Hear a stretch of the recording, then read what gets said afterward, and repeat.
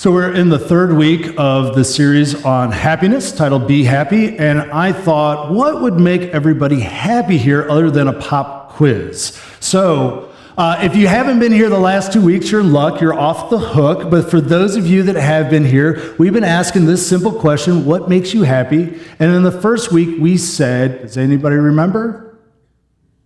I'll give you a little hint, say it with me now. No thing. No thing makes you happy because happiness is more about a who than a what. It's more about relationships than riches, people than possessions. So there's no thing that you can go out and buy that's going to give you long-standing happiness.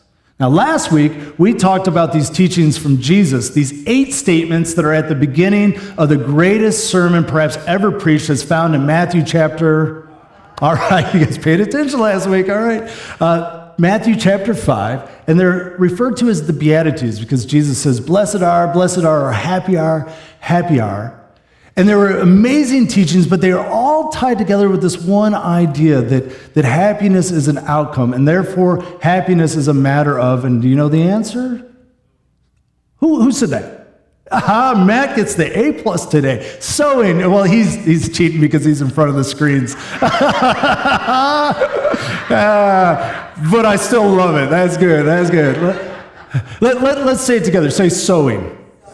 Sowing. We can sow seeds of happiness. So I got some good news for you. I got some bad news for you. The good news for you is that you can sow seeds of happiness. You really can. The bad news is that seeds of happiness function quite like other kinds of seeds. So when you plant some tomatoes or you plant some watermelons or whatever it is, they don't sprout up overnight, do they? And so when it comes to our happiness, there isn't a quick fix. I know we're told that. I know that people say, hey, if you just get this or buy that you'll be happy and you'll have pleasure. You really will. But long-standing, resilient happiness, it's a matter of sowing and reaping. And you can sow your way to happiness. Now, here's a statement that all of us can probably identify with. I thought I knew what would make me happy. You thought that, hey, if I bought that thing, or if I leased that thing, or if I dated that thing, that I would be happy. Or maybe if I had that next drink, or if I smoked that, or I took those pills, whatever it might be, there's choices that we have made, and we said, I thought that was going to make me happy, and it didn't end up making me happy. And you've had that experience. I've had that experience. And this tells us that sometimes what we think is going to make us happy doesn't really make us happy. Sometimes we don't quite know what is going to make us happy. And probably the place where we struggle with this the most is in terms of our money. We think that, certain thoughts about money, and then people tell us this one idea. Preachers like me often will say this. They'll say that, money won't make you happy. And if I was to get up here and say that money won't make you happy, all of you would agree. You'd be like, yeah, of course, money won't make you happy. Except for the fact that none of you actually believe that. And I don't really believe that either. In fact, if this was like a test, like maybe we're running an experiment and somebody's like, money won't make you happy. And you're like, are you doing an experiment? Like, where do I sign up? Why don't you give me a bunch of money? We'll see if I'm happy, right? Like we all secretly think that, and we don't say it, but we think that. And the reason we think that is that because there is a relationship between money and happiness. And you've experienced that. But we get that relationship a bit confused. And the way we confuse it is this word right here. It's more. We think that the correlation between money and our happiness is more. If I have more money, I'll be more happy. So let me ask you a question. How much more money would it take to make you happy? A lot more, right? A lot more, right? Yeah. Here's the answer, right? More than you currently have. Always a lot more than you currently have. And you've met people who have a little bit of money and they want more. And you've met people who have a medium amount of money. You've met people who have a lot of money and they still want more money because it's never enough. Did you know that almost 80% of NFL players either go bankrupt or struggle with money about 2 years after they get out of the NFL? I'm watching this show right now with my wife called Ballers. It's like with The Rock, and it's like this great show, and it's kind of like candy TV, if you will. It's fast cars, all that sort of thing. And like a huge theme is that these guys who live these lavish lifestyles are always struggling to have enough money because it's always about more, more, more. And more money doesn't necessarily lead you to happiness, and you knew that before you came here. So there's a different word that begins with an M. It's called manage. In terms of your money and your happiness, it's not about having more, but it's about how you manage your money. Money contributes to your happiness if you manage it well. Simply put, and you know this, right? If you manage your money well, whether you have a little bit of money, a lot of money, if you manage it well, it'll contribute to your happiness. Or perhaps what you are actually intimate with is this idea. If you mismanage your money, it creates unhappiness. Anybody know what that feels like? All right, we got a few brave souls, probably all of us a little bit, right? So this dynamic of happiness and management is an idea that you probably knew before you came. And by the end of this, you'll probably all agree with me, at least up here. But my fear is that we'll all just kind of have head knowledge, head agreement, but it won't make it down into our hearts where the real life change happens. So you walk out and say, yeah, I need to manage money better, but we'll still secretly at the heart level think that it's the dynamic of more rather than managing what you got. So I want to look at this passage from Luke 16. This is a teaching of Jesus, and I'm going to read through the teaching, and then we're going to kind of revisit it and drill down into it a little bit. But Jesus says, no one can serve two masters, to which we think, I don't have a master. This isn't like the 16th century or something like that, right? Like, no one can serve two masters. Either you will hate the one or love the other, or you will be devoted to the one and despise the other. You cannot serve both God and money. Which many of us would say, hey, I don't love or serve money, so, great teaching, Jesus, but, I'll just wait for the next one, leave that for those that need it. I'm exempt. But a couple things to point out. First of all, money is probably not the best translation here. Some of the old translations use the word mammon, and we're all like, what's mammon? But mammon basically is a reference to our stuff, to our things, the things that money can buy us. So it's not just about money, but it's our things, the things we own, the things that we want to own, the things we used to own. And the other thing that Jesus would say, he would say, let me just probe a little bit more. And let me bring you back to this one word, because you're thinking, hey, I don't love money, I don't serve money, but let me just hold on a second, hear me out. And so going back to this passage and this one word, devoted. Either you will hate the one and love the other, that feels pretty extreme, or you'll be devoted to the one and despise the other. What's devotion? Devotion is loyalty. Devotion is attachment. Here's what devotion looks like. I carry this thing around with me, and then I go to bed, and I turn to my wife and I say, good night, honey. And then I go, a few more minutes on this thing that I'm devoted to. And it goes with me everywhere. Anybody with me on this, or am I just strange? Okay. We got other things we're devoted to. We devote all sorts of time and attention. We devote hours and hours looking for the perfect one, the perfect deal, and we're devoted. And so now this idea that Jesus is saying, that your devotion to your stuff, to your things, it's really about the amount of energy and time that you put into that. And if you put a bunch of time and energy into your things and thinking about your things and your money, then guess what? You don't have as much time for your relationship with God. It's a simple equation. It's one or the other. Let me ask you a question. Has your desire for something ever caused you to do something? Yes or no? Yes. All right, come on now. Yes. I'll put it another way. Has your desire for something ever caused you to do something stupid? Yeah. And notice there's no comma there, so I'm not calling you stupid, okay? But has it ever caused you to do something stupid? Or a final way to think about it, has your desire for something ever caused you to do something you regret? Aren't some of your regrets, your greatest regrets, because you desired something, you had a devotion towards something, and you went ahead and did it or got it and spent time with it, and now you regret it? The simple fact is desire for equals devotion to. And we live in a culture where our desire is manufactured on a regular basis. And I'm not saying that advertising and marketing is some sort of terrible thing in and of itself. It's just a thing. In fact, I read a lot of stuff about marketing. I think it's important. But we do live in a culture like never before where we have desires manufactured. There's people who have studied psychology that are trying to help get you to think that you must have this next product that they want you to buy. We used to live in a world of keeping up with the Joneses. Now we live in a world of keeping up with the who? Say it loud. Kardashians, right? Right? You can't keep up with this. That's right. So I just want to point out that when we think about this teaching of Jesus, that there's this competition between God and our money or our stuff, our devotion to God, our devotion to our stuff, that we live in a culture that really makes this a challenging thing. And oftentimes, our relationship with our money is not a relationship that creates happiness. Our relationship with our stuff is not a relationship that creates happiness. Rather, it's a relationship that creates regret. Now, how does this happen? I'm going to drill down a little bit more into this. So the first word is discontentment.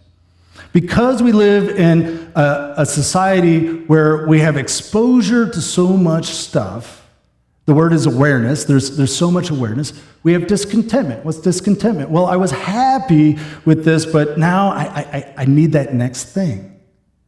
And, I didn't even know I needed that next thing, but I became aware of that thing, and within like 30 seconds, I went from unaware to gotta have it.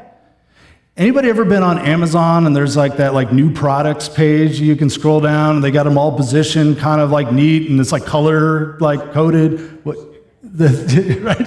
Right? I've looked at stuff there and I'm I didn't even know that existed, but that looks cool. Gotta have it, right? Gotta have it. And it's our awareness. And awareness is generally a good thing, but we just need to understand that this dynamic where we're hyper aware of all the things that we don't have, it can create discontentment. The next word is greed. And here's the thing about greed. None of you think you're greedy because you can't see greed in the mirror. And I don't think I'm greedy because I can't see my own greed in the mirror. But what Jesus teaches about greed, and I don't have time to explore the verse, but here's what basically the idea that Jesus teaches about greed. He says this: greed is the assumption it's all for my consumption. That everything I'm given in life is just for me. And I might choose to give some of it away, but I gave it away just because I'm a nice guy, because all of it was for my consumption. And if you've ever thought this way, whether it's difficult for you to stomach or not, I think Jesus would tell us that this is greed in our lives, that we think it's all for us. And so we spend everything on ourselves. And we go and we get that next thing and we spend all of our paycheck, and then we don't stop there because we're American and we have this thing called credit. And so that leads us to our final happy word, which is debt. We go into debt. Because we're discontent, we become aware, and then we say, I gotta have it. If it's there, then it must be for me. If it's there, then it must be for me. And then we overspend and we end up in debt. That's right. Some of us, you could put debt as your middle name, right? Say this with me. I want is better than I owe. Let's try that. I want is better than I owe. When you want something, there's a tension. And when you owe, there's a tension. And you all have lived long enough to know which tension is better to have. Because when you want something, that's really between you and God. It's private. And I want it. And God, can I have it? Can you pay for it? No. Then you shouldn't get it. That's between you and God. But when you owe, a third party enters into the picture. And that's the creditor. And here's the thing that's really difficult. When you owe, God is on the side of the creditor. Because he's saying, hey, you decided to take on that debt. And as Christian people, while your entry into heaven is a gift that is grace you can't buy your way in, while you're here on earth, you are to treat others like you would want them to treat you. And would you want people to pay you back? Yes, you would. So you need to pay others back. And you're thinking, well, God, you betrayed me. He's like, no, I've been trying to teach you that it's better to want than to owe. And this is a tough teaching. Because Hannah and I, we have a mortgage.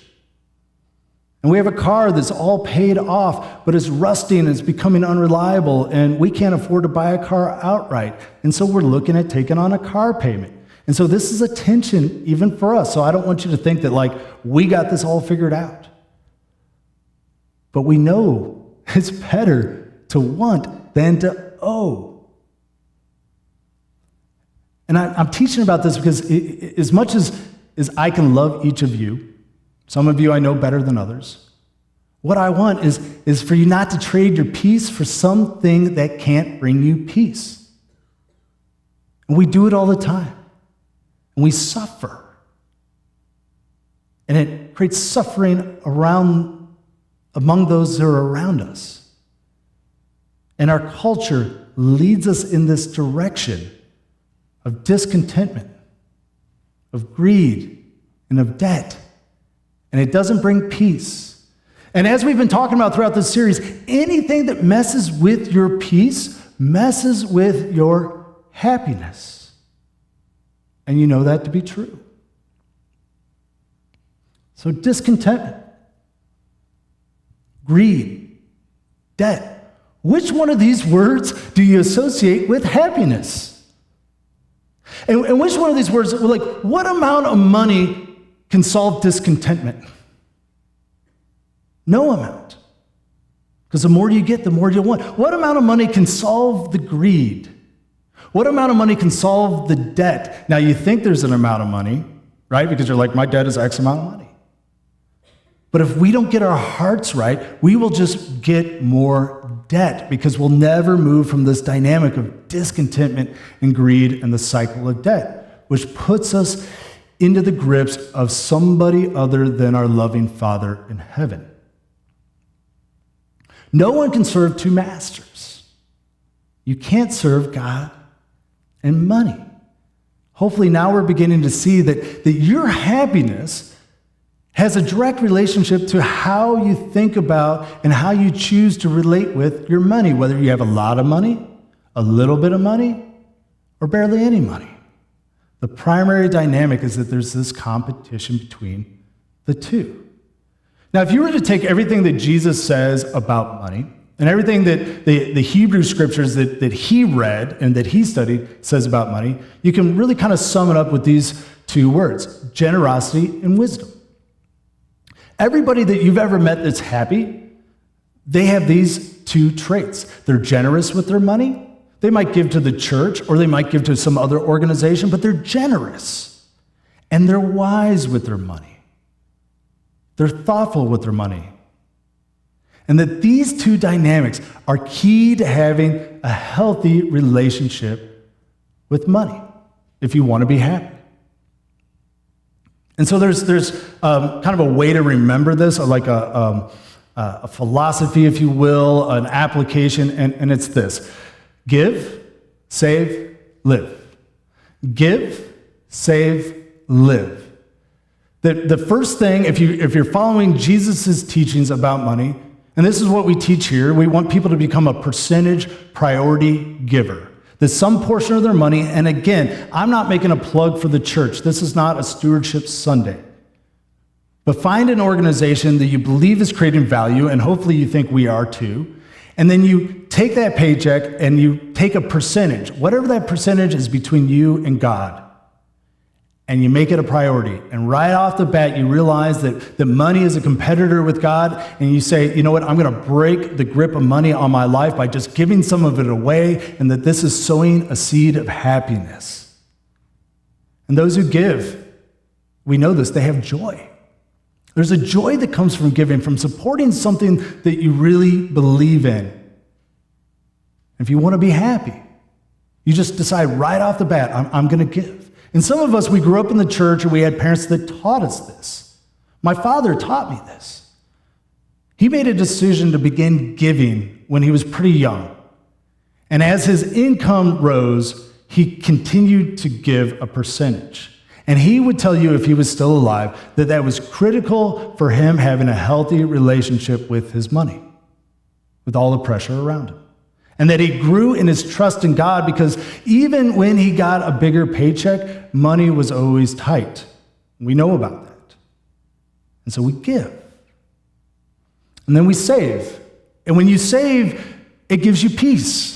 When you have some money in the bank, when you have that money set aside, there's a peace that comes from that. And then finally, you live on the rest. And that gives you freedom. Because some of you, you know what it's like to say, I was discontent, or I became aware of that thing, and so I bought it, and I signed up for that cruise or that trip, or I leased that car, and I bought all those things, and now I have that debt, and now I have this other opportunity, and I would like to move, or I'd like to go study that, or I'd like to do whatever, but I can't because there's this third party in my life, and it's not God, but it's card. It's MasterCard or Visa card or whatever it is. And so you're not free. But God created you to be free. Did you know that? Not to be mastered by anything. And then when you declare God as your master, as your Lord and Savior, here's the difference. Any other master will use you for that master's own devices, but God wants to see you grow into your potential and all your giftedness. And that's what benefits the kingdom. It's a win-win. You're created to be free. And Jesus is saying to us that probably the most dangerous thing in our lives is our money. If we misunderstand it. And we place our trust in it rather than the provider. So to sum up, money won't make you happy, not alone. We know that, right? Money just by itself will not make you happy, and it doesn't matter how much more you get, although we all secretly would like to try that experiment. I'm with you. Try me. Money won't make you try me, okay. But generosity and wisdom with money will, whether you have a lot or a little. And friends, I hope that you'll be happy. And I believe that you can sow seeds of happiness. And you will have a relationship with money. What you can choose is the kind of relationship you have. Let us pray. Oh, Lord, I thank you for this opportunity to preach about a topic that makes us all uncomfortable.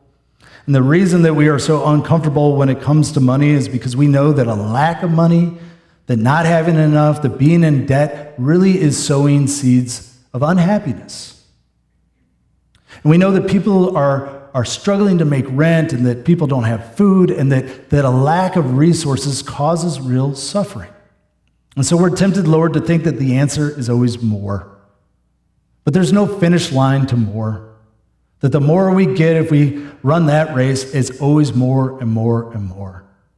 So God, let us heed the words of Jesus. Let us understand that there's a way to relate to money, that we have our money serve us and serve your work in this world rather than we serve it. So help us to be free. Help us to have healthy relationships with the resources that you entrust to us. In Jesus Christ's name, amen.